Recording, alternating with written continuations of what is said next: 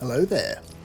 Welcome to the first Common Man's playthrough, and it's going to be an all-time classic, I think. This is Batman Arkham City on the PlayStation 5 Pro. This is the Game of the Year edition, and I am Shantyt, one of 3 common men, and I'll be guiding you through this game with no upgrades and no damage. So it's a bit of a tough one if you haven't played much of the Arkham series before, but I am here to provide tips, tricks, and other Bat-esque advice. So we'll be starting currently with the Catwoman section. I believe this is only present in the Game of the Year edition of this game. And seeing as we are playing this one on the PS4 release Return to Arkham, which contains both Arkham Asylum and Arkham City, we are blessed with some Catwoman gameplay. So I have perfectly free-flowed this fight for you, but yeah, I do want to make the point of, throughout this playthrough, all of the fights will not be perfect free-flowed, but they will definitely be with no damage. It's just, quite annoying. If you've played this game, a lot of things can go wrong. Sometimes it just eats your inputs. This game does run at 30 frames per second on the PS5 Pro that I'm playing it on, which is unfortunate. They should really do something about that, because, simple Xbox updates, I swear they can just make any game 60 frames per second, but more than enough horsepower there. Nevertheless, we will continue on in the game. Arkham City's an interesting one. I do think it's better than Arkham Asylum, but maybe a hot take, I think it is middle of the road when it comes to the Arkham series. The bar really is that high. Definitely goes Arkham Asylum, City, and then Night for me. Night number 1, quite the hot take. Yeah, just here we're making our way through Bruce Wayne entering Arkham City. Some cool stuff here. If you haven't played this game before, definitely recommend this in the lead up to Legacy of the Dark Knight, the yellow game. That is the sort of spiritual successor to this franchise. I believe that's coming out in May this year, 2026. Yeah, if you weren't aware, that inmate we just passed was our friend Deadshot, which I won't be doing the side missions in this game, but if you choose to delve into those, Deadshot is in this game. So yeah, I'll be avoiding future spoilers as well, but not for side missions. So here we are, just waiting in this holding cell with Mr. Jack Ryder. A bit of a wimp, if you ask me, but yeah, this opening section's super cool. I have played this about 1,000 times, so it's a bit dull for me, but really good atmosphere setting for this one. It's truly quite different from Asylum, but the same flavours are used in this sequence. The slow walking, the slight intros to combat. So you just want to go ahead and counter everyone here. Simple stuff. They'll die in one hit. Well, they won't die, but I don't know how everyone doesn't see that this man is more than he seems as he takes out thugs effortlessly. So here I'm not taking damage because, it's a scripted sequence. It is what it is. We're captured by the Penguin and his men, Mr. Cobblepot. 1990 tells us, but we'll have our revenge soon enough, in mere moments.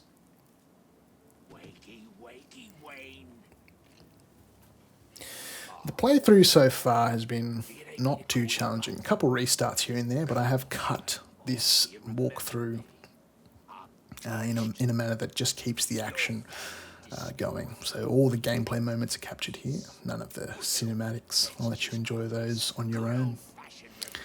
So here you just want to, it's a bit hard to see the counter sign there, but you do want to press that. Triangle on PlayStation, Y on Xbox.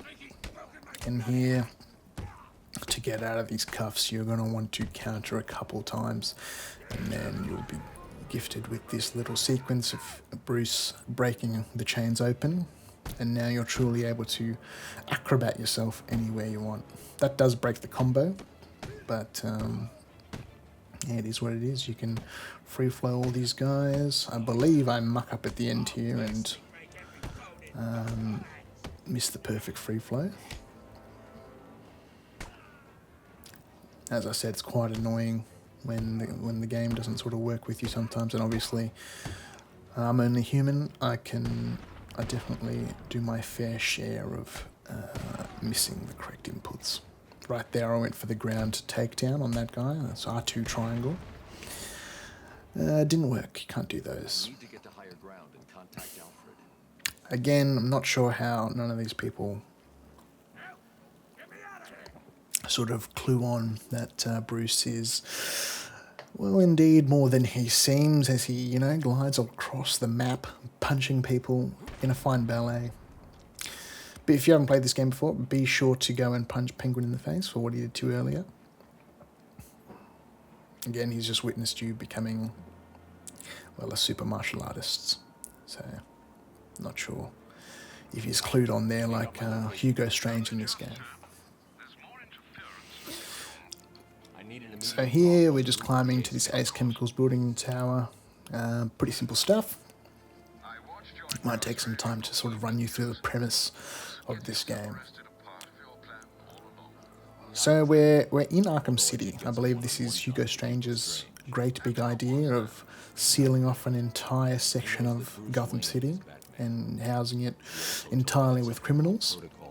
But I think a few more sort of revelations are in store for us as well. We're currently just needing to find out what it is, as Bruce just said. So yeah. This being the common man's first playthrough, we did want to keep it pretty classic. And Arkham City, I think, provides that. This is one of the all-time great games. Really fantastic. And that shown no better than through the Batsuit. One of the best Batsuits ever made. Really classic. I think improves on the first one massively. I think the textures is just a bit nicer, a bit cleaner, and I think the suit takes on a nice purple hue when you're gliding throughout the city. It's beautiful. So here we're going to try and hack into some Tiger comms. You pull out your little doohickey here, and you just literally press X on the yellow circle. This playthrough is heavily inspired by Chris of the channel Seraphim17. A fantastic sort of a guide maker. Really wanted to sort of emulate his challenge runs here. So as we go for no damage and no upgrades. So we're making our way to the courthouse here, just glide on through. Let me know if you want to see the sort of gliding throughout the city. There's a lot of traversal in this game because it is sort of a new mechanic back in the day, back in 2011 when this one was released. They completely changed the open world sort of meta, if you will. Like, this is one of the greatest open worlds you'll ever see. It's because it's simple. It's quite sort of self-contained, doesn't try to do too much, and everything in it has like meaningful content behind it.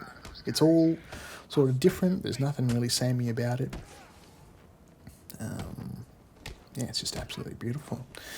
As we put the pain onto some of Two-Face's thugs. So Two-Face has captured Catwoman. I'm just wanting to extract some information out of Catwoman about what really is going on. So we're trying to save her at the moment. This area is sort of one of my favourites, even after the game was finished. I remember back in the day when I sort of had the game, there's always like 5+ thugs outside this courthouse that you can beat on. So there's that fight as we head on into the courtroom. I'm a bit of a perfectionist, but I think to get this sort of playthrough out in any sort of meaningful time, I did forego perfectly free-flowing all of these fights. But, you know, happy to add that stipulation in, as I'm only maybe a third of the way through the game at this point, at time of recording. So we want to come up here and silently take down this guy, walk along the tightrope, and you can jump down here to initiate your first attack. Interesting sort of tip regarding the drop attacks and glide kicks that you can initiate. They automatically start you, like many of the other attacks, on ×2 combo. So now that's to actually start the free-flowing effect. You'll notice if you're below 2, you start off very slow, sluggish, until Mr. Batman decides to build some momentum where he can ballet across multiple enemies.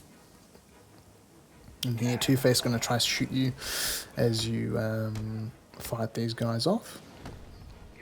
I don't think he can actually hit you, so it's a sort of scripted event, because I'm standing quite still in some of these shots here. And you can take out the last guy. And then you want to, you know, stand up real pretty for Mr. Harvey Dent as he shoots you in the face. That's the chest.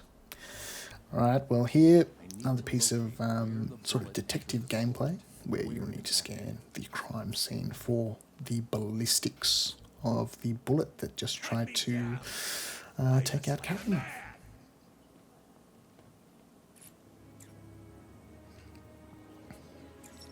Can't even imagine someone playing this for the first time. Absolute treat this would be. It was good to relive the game through editing this one. All the cutscenes are there. So now we've traced the bullet and we can locate the source of the sniper shot. So we'll be heading over to the church now.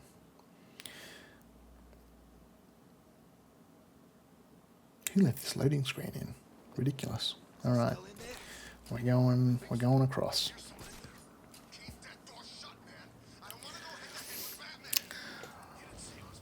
The intent of this walkthrough, I think, is to provide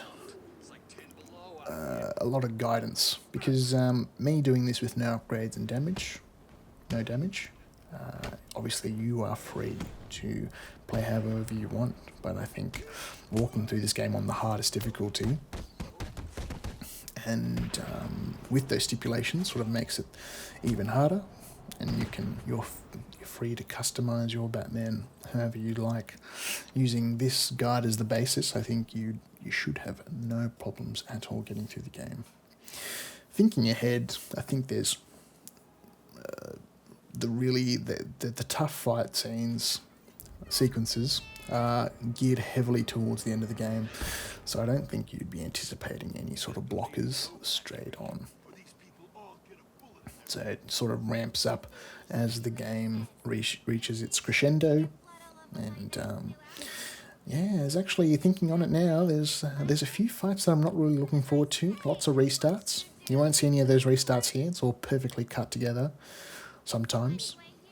But yeah, I'm just hoping to help as many people as possible get through the game. Let them enjoy it how they like it. If you get stuck, please refer to the walkthrough. One huge negative of playing with no upgrades is not any of the upgrades themselves. It's actually what you see on the top of the screen now, that ugly level up sort of prompt. Wants you to use the touchpad to level up Batman, and I believe there is no way at all to disable this. So basically, if you ever try yourself, I'm going through on no upgrades, you will be seeing this the entire time. I know it's sort of a niche and self-inflicted problem, but you know, I think looking back on the game, it's something they should add. And I believe they did do that in the later games as well. There's no big ugly prompt to utilise all your points. I believe they remediated that in Arkham Knight. So here this is our first sort of dummy predator sequence, all sort of scripted, because as soon as you fail one of these, the hostage dies and you have to restart. So you just want to follow the Batman's little tips here. You know, he calls people idiots, you know, for being in confessionals. Probably it is what it is. So just want to drop down here, take him down behind the wood panelling, and move forward to the final two enemies to knock them out. See the double takedown in this next sequence, and we can move on by saving all of the medical officers in this one. And I believe our friend Aaron Cash from Arkham Asylum is in this group. I think for some reason I tried to talk to him. I think that actually takes place in Arkham Knight and not this game. So you just want to run to the end of the hall here and head up to the sort of cathedral tower. Scrapple your way up. Another thing that we will forego in this walkthrough is any upgrades to equipment as well. So like the passive ones, for example, the grapnel boost. So we won't be doing the augmented reality challenges to get to that one. So here we're up in the tower, and there is the sniper. So you just want to enter detective mode, and you'll be put into this forensic mode, and you'll scan the sniper. And there he is, Mr. J, for the first time in this game. You get to see him. And quickly there he recaps Asylum better than I ever could.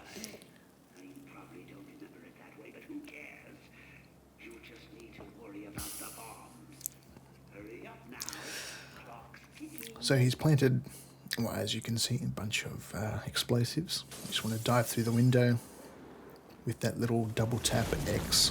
Double tapping A or X on Xbox or PlayStation, you'll get that special animation. If you're next to a ledge, you'll get a little somersault, as opposed to normally you just get a little dive, I think. So here we are traversing, trying to find where the Joker's radio signal came from. And we'll be heading over to Sionis Industries, I believe. The steel mill. And here I've just opted to fight some randoms. I will be sort of speeding this one up, so we can focus on where to go and look at this. What choice do we have? There's gotta be something else we can do. What? We screwed it up with penguins, guys. I think they'll kill us if we go back there. You saw what happened when Batman went to court. Maybe Two-Face is still okay, you know? After Batman went in there. Did you see Batman come out? Yeah. Did you see Two-Face? Now we're just heading over all of this. There's a lot of sort of meaningful collectibles along the way. All those balloons you can hit with your batarangs. But not doing any of those. Just sticking to the main story, beelining it straight to the end. And in this sequence here was when I realised that I will not be getting the grapnel boost upgrade, which makes traversing the city an absolute treat. So instead I'm sort of self-inflicted misery, really. Anyone remember the augmented reality challenge that takes place just up ahead? Diving into that tunnel. I remember in 2011, I think I was in the 9th grade at the time. Probably stuck on that AR challenge for about a good 30 minutes. Pretty embarrassing stuff. So you want to come up onto this little tower on the steel mill, and then you'll start this dialogue sequence, and then magically we will have an opening from the main chimney. Yes, that will wrap it up for the first part of this walkthrough, guys. Please subscribe. See you in the next episode.